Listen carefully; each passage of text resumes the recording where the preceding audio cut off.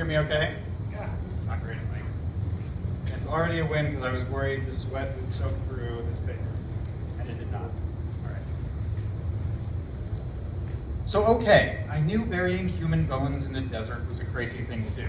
I can recognize that because I myself am not crazy, which I will happily see is one point the prosecution actually got right. I just take goofs too far sometimes, which, let me be clear, is not admission of guilt. I'm just saying that the consequences of burying human bones in the desert have almost certainly outweighed the comedic value of burying human bones in the desert. I'll even admit that the joke's funniness was debatable to begin with. Humor is subjective. But should I be in jail just for doing an absurd goof that may or may not have been funny? I didn't hurt anybody. Burying human bones in the desert on worthless land that I myself own was a victimless crime. If it's a crime at all, which I will maintain for the rest of my life, that it is not. What we can all agree upon is that it is not against the law to buy and sell human bones in the United States of America, with, of course, the caveat that they can't be Native American bones because of the 1990 Native American Graves Protection and Repatriation Act.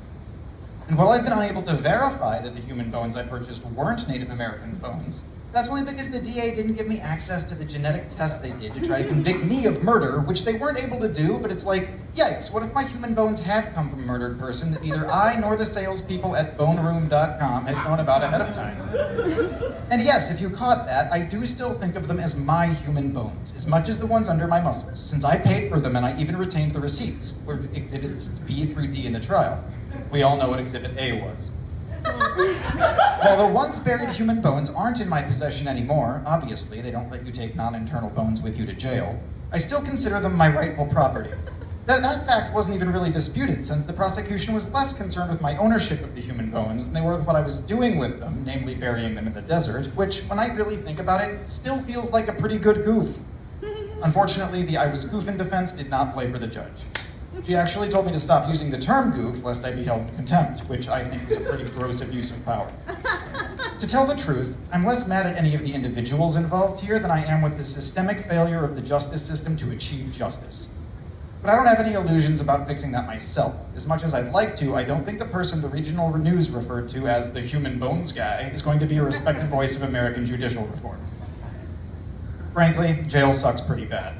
Only like 2 dudes in here appreciate my sense of humor, and I think they're mostly afraid to laugh in case the other guy's here. So if you agree to appeal my case, I'm willing to take a drastically different approach to a retrial.